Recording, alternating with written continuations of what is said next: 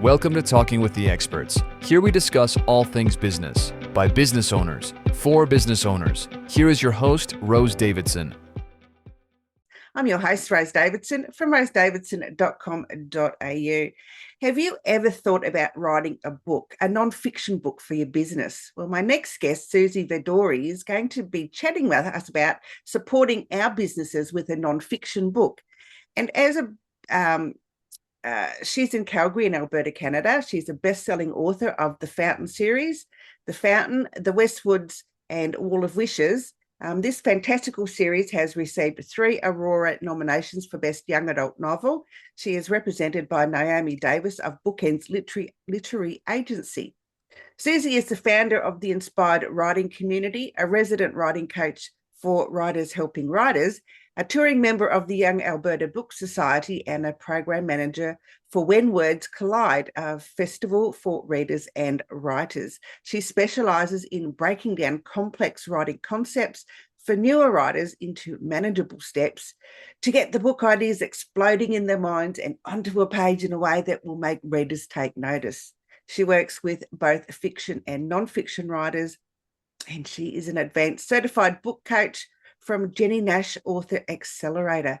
Suzy, that was a mouthful, but welcome to Talking with the Experts. For getting through that. I've been doing this a long time. The list of what I do gets longer and longer.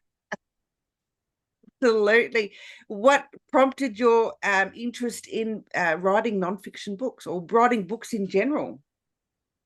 It's nobody ever told me that. I always loved writing books, and many writers will tell you this. They felt called to write from an early age. They always knew that they would write a book one day, but nobody ever told me that it could be a job. And I know that your audience is business owners and entrepreneurs, and many of us have felt this, that we didn't know that this job existed. And so I went into banking and manufacturing for 20 years, and I was a chief operating officer at a company. And when I was on maternity leave with my third child, and she's turning 14 this month. So 14 years ago, I was like, okay, this might be the last time that I have some time off work. And I always said I was going to write a book. I got to do this. Right. And so I sat down and I started to take it a little bit more seriously and went back to some of those ideas when I was younger and didn't think it could be a job. I still thought that this was going to be a hobby. And as it turned out, once my second book especially was published and the series started to take off and people started asking me to teach and write and to support them and edit and do all these things, I started helping other people. And because of my very deep knowledge and background in business and my love of building business, even though I'm a fiction writer, I started coaching nonfiction writers as well, which is really amazing because many people need that sort of crossover. So I've been working with, over the past decade, I've worked with dozens of writers who've written books for their business, which is a lot of fun because I know a lot about business. I know enough to be dangerous in a lot of different areas. So that's how I got into it. And it's been fun. It's good to start with it starts as a hobby and ends up being a career. It's amazing. I love that concept. It's great. So tell me, that's the dream, right? It's the dream. So tell me, what is a book coach? What do they do? How can they help us? So a book coach is basically the Cadillac version of having somebody in your corner, or it's like having a personal trainer, but for your writing life. So if we're out there, we have goals and we want to hire somebody. When I first started doing this about 10 years ago, I found I was explaining this a lot. It's really become mainstream to have a book coach or a writing coach, and people sort of understand it a little bit better. But we do 3 things. So a book coach can, like a personal trainer, can help you with project management. So first and foremost, especially people that are writing a book for their business, you're busy, right? You've got other things on your plate. Like write a book, adding that to your plate is insane. So it can help by setting up deadlines. So you have to have a certain number of pages or a certain exercise done by this date, and then we review it together. So it helps you actually slot it into your schedule. And I work with individual writers to figure out how they're going to get this done, because every writer is different. But I got to say that writing a book is going to take you much longer than you ever hoped it was going to. sometimes I wonder if I should tell people that up front because maybe you'll never attempt it. But yeah, once you've written your book, you're gonna call me back up and laugh about this one and say, "Yeah, you told me." But yeah, it's quite the process because it's a lot. So that's the first thing is project management. The second thing is the writing craft. This is the piece that most entrepreneurs or many business people have a lot of fear around. Like, is my writing good enough? How do I do it? I literally, and you read this out in my bio, my whole thing, because I was an operations professional, right? Like I take complex messes and matricize them. Like that's how my brain works. And so I've done the same thing with the writing world where you can take all these sort of really nebulous concepts and I teach them in a way that's like, okay, here's why it's like that. And I teach it in a way that business owners can really resonate with and understand. So it's not just me giving my opinion on what I think your book, whether the writing is good or not good or what you should do with it. It's literally like, well, if you do it this way, here's what's going to happen to your readers. And if you do it that way, here's what's going to happen to your readers. So what's our goal? Right. And we have these conversations.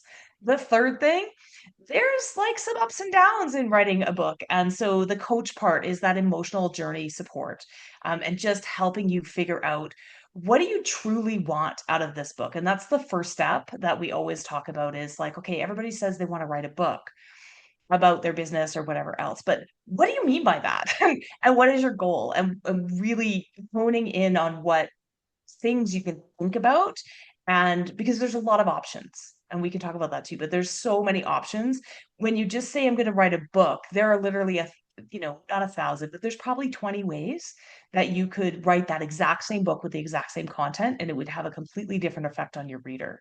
And so we nail that stuff down up front, and we talk about what do you want to accomplish and why are you doing this, and like all the things, right? Diving right in. So yeah, that's what I do. It's a lot of fun. Wonderful. It's great to have someone in your corner when you're writing. I mean, I've written ebooks, and I've thought about combining them and making them into to a nonfiction book. But I'm not there where I can feel confident enough to go and do that. I think I just leave my ebooks the way they are. One day, someday you're going to write that book, right? I don't Absolutely. know. Yeah. I keep saying that someday. Tell You me, will. Susie, You will. We'll talk. how how does writing a nonfiction book help support our businesses? Yeah. So I think, there's this misnomer out there or this misconception that it's kind of like having a business card. I've heard this said before. You should write a book because it's like having a business card and you can hand it out to people. That's not the best reason to write a book. There's a lot of good reasons to write a book, though. How can it support your business? Number one, I would say just the act of saying I am writing a book gives you instant credibility because it is a difficult process and it takes a lot of confidence to put it out there. And yes, it's your own confidence, but you know that a person's an expert if they really are going to do this, right? They're not just, blowing smoke. They are actually for real. Right? Like there's a lot of credibility that comes along with that.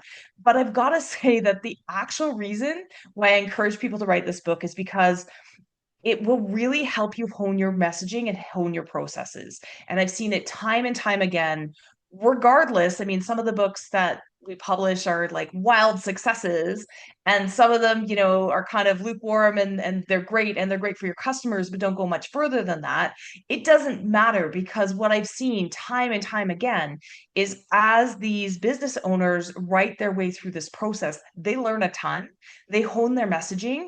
I've got a client who 10x'd her business. And she's like, she'll give me the credit. I don't take the credit, but she'll be like, Suzy, if we hadn't done this, that wouldn't have happened. It happened before the book was even published. The book was doing really well. It happened before the book was even published. It's the process, it's the different way of thinking.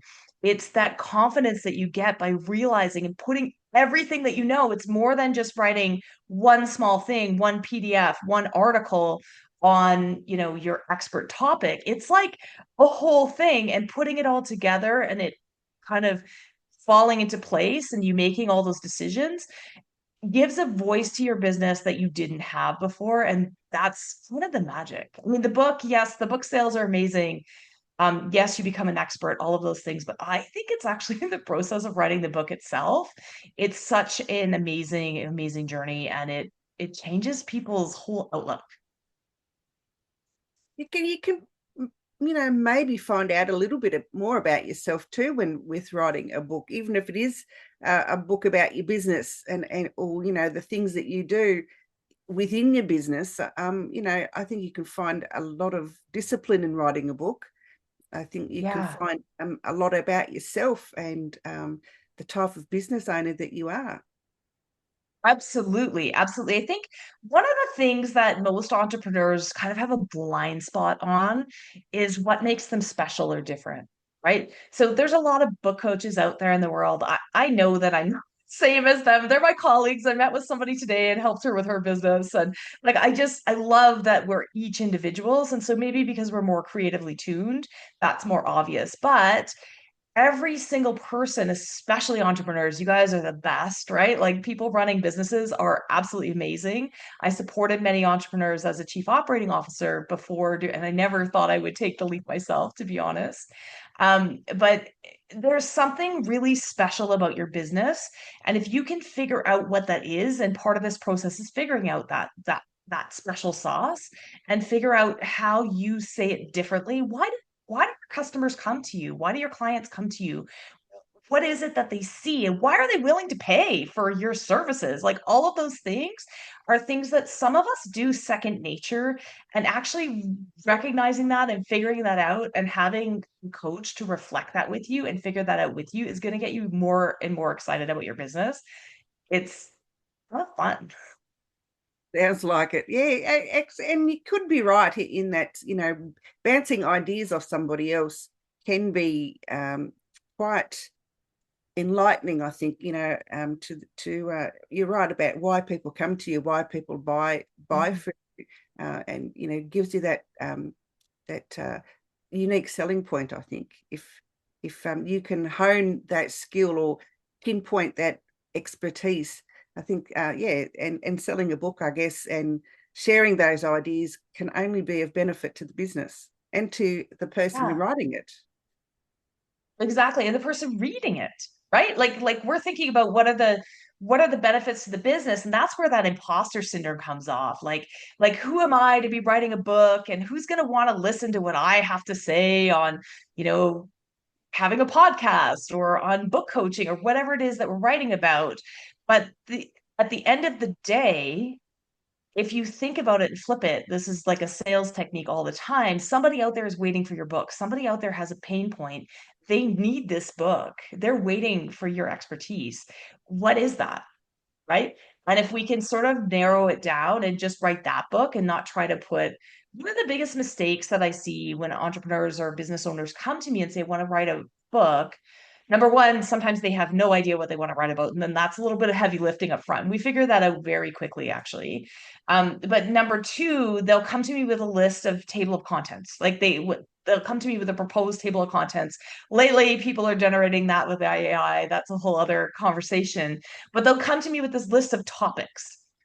And I look at them and I say, okay, but business books today are not what they were 30 years ago, right? We're not writing a reference manual. We're not writing a a textbook. So the difference between a textbook and today's business books, you get to infuse a lot of your personality. But I'm also a fiction coach, and so there's a lot of fun things that are really actually the same. Um, and if you remember way back to, your high school or wherever you went to English class and you think about Story Mountain. So we've got, the rising action and the climax and Rose is nodding. You've seen this before. Yes. And so then you've got, your beginning, your middle, your end, the action, all these things, and you're following the protagonist or the main character and you're seeing what happens. Okay. So you're like, well, my book's not going to be like that because I don't have that, right? It's not fictional. It's not fantastical, you're not world building, all of these things, but you are. And so here's the thing, in a nonfiction book, that protagonist or that main character, do you know who it is? It's your It's reader. yeah, it's right. So if you think about your reader and where they are at the beginning of the book. Like, where are they at the beginning of the book? And then what is their rising action? What do they need to learn? And what's the climax? What's that aha moment where they're going to be like, mind blown? I got to share this with my friend Janine because she needs to read this book too. Right? Like, all those things, all those moments. What journey are you taking that reader on? If you just give me a list of table of contents, you're not doing that, right? And so if we can figure that piece out and map out your reader journey and flip the tables, that's where the fun part comes in. And that's where your sales start to take off. That's where how you talk about your business starts to take off. That's where when you really hone in on who's my ideal customer, really starts to take off. Now, a lot of people also come to me and they will say, well, ideally everybody will read my book. And I know that's, the same thing that we say about sales. Everybody's going to listen to my podcast, or everybody's going to listen in the whole entire world. And you know what? If you do this right, maybe they will. But if you're writing a book on how to run a podcast, then maybe people who want to, start a podcast is your audience. That's awesome. Guess what? If and when you're successful and people start to use this as the go-to Bible for how to start a podcast, guess who else is going to read it? All your competitors that already have podcasts, and all these other people and their friends and their two friends and their two friends. So you still have to hone it. And I mean, they're not going to be pissed off that the book isn't written for them. It's very clear that it's not written for them, but they're going to learn from it anyway. Right. So narrowing your audience, knowing who you're talking to, and then taking them on that journey can be a lot of fun, and it's really eye-opening. It can be. I mean, that's what my ebooks are about starting a podcast. Amazing. There you go. There you go. Who would have thought? And I've got an online program that that teaches people to start a podcast. So from the very inception of it to launching the thing, and it's amazing that a lot of the stuff that I teach in the online class is what I would put in my book, and that's where I got a lot of the curriculum was from the actual ebooks that I've written. So yeah, that's absolutely. There you go. See why not? I think you're closer than you think. I think you're closer than you think, Rose. And that's a good, like, I'll ask you the next question, or ask myself the next question is, who can write a book? Well, anybody. But if you've got content already, if you've got like a lot of things, it does make it easier for sure. There are some ways to make it, turning shorter ebooks or turning articles or turning things into a book. There's some tricks, right? If you're used to writing shorter articles or doing PowerPoint presentations or courses, what's the old adage? You tell them what you're going to tell them, and then you tell them, and then you tell them what you told them, right? And so a lot of people will come to me that have formal business writing, and they're used to doing proposals that way or articles that way, and they do that in every single chapter, and it's so boring, right? Because you're like wrapping it up in every chapter. So you kind of have to open it up a little bit and do that at the beginning of the book and the end of the book, and kind of make that arc and find ways to tie all those chapters or all those topics together. Because otherwise, people are going to use your book like this. They're going to open it up, they're going to look in the index, and they're going to look at the subject that they want, and then they're going to go, great, got all the info, now I'm done, right? And then they're going to put it down, and that's not what we want. We want each piece to build on the next piece. So yours would be a great journey. Oh, well, there you go. See, there's still hope for me yet. Suzy, Absolutely. Great conversation. So you've already sort of pretty much explained the approach to writing the book. So getting a coach is probably one of the first things that you need to do. How about getting it published? I mean, you've got your coach, but publishing is another kettle of fish altogether. Absolutely. So the first thing is, I mean, we always talk about this in the beginning because there are a lot of options out there now, and they're equally exciting, right? I've got nonfiction writers who independently publish, which is another fancy word for self-publish, who get traditional publishing, or who go hybrid, which is sort of a mix in between. I can go into that as well.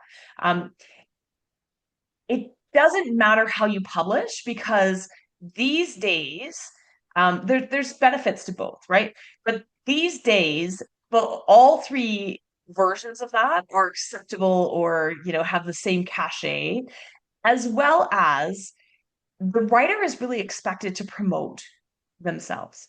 So another thing that we do right from the get-go is we talk about your platform. So as you're writing this book, the really cool thing, okay, I'm going all over the map here. I have so much to say.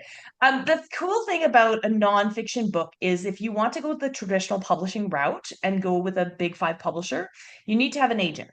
Okay, so that's true of fiction, nonfiction, memoir. It's true of all of those because they just don't accept unsolicited manuscripts, right? And so you have to have an agent and you go through this query process. It automatically tacks time on because you have to find an agent and then the agent works with you a bit more and says like, I know that these guys are looking for this and these guys are looking for this, and they have these conversations, and then you might do a little bit more work on the book before you go on submission, which is where the agent goes to the publisher. So it automatically is a longer process. So depending on what you're writing about, that may not be a good idea. So, for instance, I was working on a book this month. I did a developmental edit for a tax book, right? And it's going to be out of date. So they got to get to market. So it doesn't make sense for them to go traditional because it could be 3 years. And that's fast, right? Before it's there. But if you are thinking about going the traditional route, you don't have to finish the book. You can actually write it on proposal and sell it on proposal and then finish the book later. And so you can get paid to finish the book. So that's kind of a neat option. So what I usually say is if people are thinking about doing that, we work on the first, you have to write 3 chapters and this proposal, which is basically a love letter to the publishers saying, no book is about, by the way, but why there's a market for it. It's a business case for your book, which is really kind of a different way of looking at it. And so what we do is we create that proposal, we start shopping that proposal, we query it out to agents, and we go to some nonfiction publishers who are accept without agents, and then they're finishing the book in the background, right? So you can kind of do those two things simultaneously, and then if they don't decide to go the big five route or with an agent, then they have the book being finished in the background, and then they can go a different way. So there's some sort of industry stuff that you can get through. Does that make sense? Absolutely. Yes, yes, yes. So lots of options for publishing. Absolutely. And most people I know go through a place where they can get on Amazon and get on Kindle book, Yeah, all those sorts of things. And that seems to be the way that people are going exactly. more and more these days. Exactly. And I mean, the biggest thing is what is your platform, right? Because as a nonfiction writer, people are buying you. They're not buying the content, they're buying you. And even if they need the content, they need to know who you are.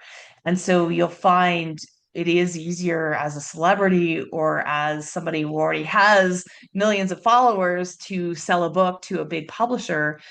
Yes, but there's lots of ways that you can do it, right? And so as you're working on your book, you need to be thinking about where do my readers hang out? Where am I going to meet them? Right? And how am I going to start talking about it? And so one of the things that I find really interesting is lots of times writers come to me and they're really anxious to get that book out this year, right? Like, well, do you think it's reasonable that we get it published, maybe not 2025? It's getting a little late in the year to be starting now, but yeah, is it reasonable for me to publish this thing with the inside of a year? And I say, whoa, hang on. Like, why do you need to do that? Number one, unless it's a timely topic. Because as soon as you start writing the book and you know when your publication date is, guess what? You get to start talking about it. So even before it's out there, you can start, building your platform. Maybe you go get Rose's ebooks and learn how to build a podcast, right? Like start building your audience, because if you have 12 people or 100 people waiting for it when you publish that book, that's better than zero. And guess what else? Especially if you only plan to write one book. And many authors that are writing business books don't necessarily think down the line that they're going to write 10 books, right? Like one book might be enough for you, but milk it, because right now I can say I'm going to be publishing in 2027. That's cool. And then in 2027, it's new. And in 2028, it's still pretty new. If I get it out this year, then by 2028, the book's 3 years old, right? So plan it and don't be in a huge hurry unless that topic actually is timely. There's no reason to rush it, because as soon as you're in that pipeline, as soon as I'm writing a book, um, especially if you have a publisher lined up or if you know what you're doing and you have a date. It's really easy to get out there promoting it. You get on podcasts, you can start writing articles, you can start doing speaking tours, whatever it is that you want to do, or start talking to your clients about it. Great, wonderful, great tips, Suzy. Thanks so much. If you want to find Suzy, welcome. you can find her on LinkedIn, Instagram, and on her website, which is suzyvadori.com. And she is offering some book coaching. Yes, absolutely. I would love to hear from you. You can fill out the intake form there on my site and let me know what you're thinking, and we can just have a conversation and see if it even makes sense to work together. Wonderful, Suzy. It's been an absolute pleasure. Thank you so much for sharing about how we as business owners can publish our nonfiction books. Thanks for having me. Bye for now. You've been listening to Talking with the Experts, hosted by Rose Davidson. Make sure you have a look at our back catalogue over at talkingwiththeexperts.com. And be sure to subscribe to our podcast so you don't miss out on any episode. We look forward to your company next time.